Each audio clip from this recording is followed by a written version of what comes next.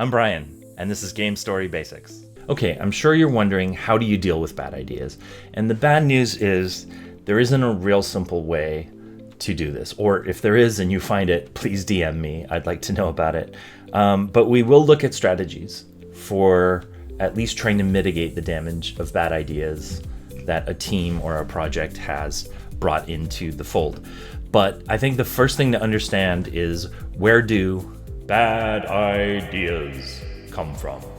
The first step is to be able to kind of identify why sometimes people get excited about bad ideas, how bad ideas creep in. A team will get excited about a new idea because it's new. So you had an idea that you all liked 6 months ago, you put it in the game, you haven't had a chance to test it yet, you actually have no feedback on whether or not the idea works, but the team sees that idea every day when they play the game, when they play test, it's in their minds, and to them it's an old, boring, tired idea. And then someone comes in and goes, I was watching this movie this weekend or playing this other game and I had this amazing idea, and everyone goes, wow, that's great, love it, let's put that right in.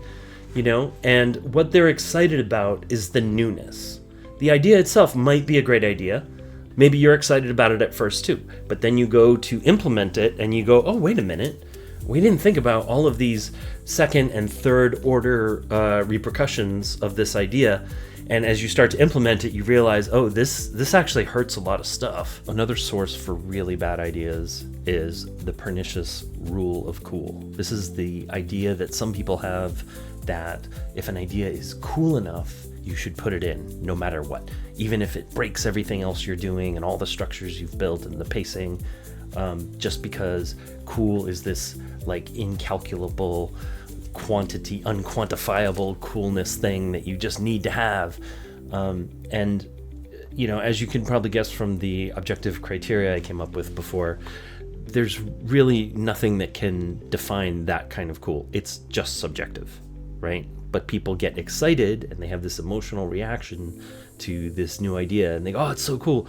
And remember the rule of cool. As soon as you name something, it becomes a weapon that people can use in meetings. So you sound like you're against the rule of cool. Why do you hate cool, Brian? And an idea that breaks everything is not cool. Like if you're a kid coming up with a story and you suddenly had a cool idea and it changes everything, then great, go to town, have fun. But when you're playing in the big leagues, when you're a professional, the definition of cool is much higher.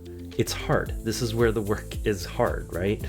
In order to be cool, an idea has to be exciting and new and fresh and unexpected, and also work within the project that you're working on and advance the pillars of the project and the goals and the objectives and support what's already there. Sometimes, a brand new idea can shake things up a little bit, but if it's basically destroying what you've done, then it's not cool.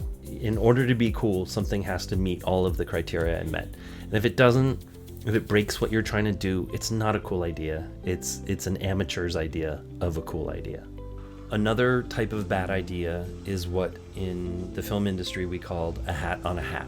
That means you have an idea that's already serving a function or a purpose within the structure and the story and the character arcs and all of that stuff, and then you decide to, or someone on your team wants to double down or use other phrases like double down or build on that sound really good and constructive, but actually what it is it's an idea that just does the same thing.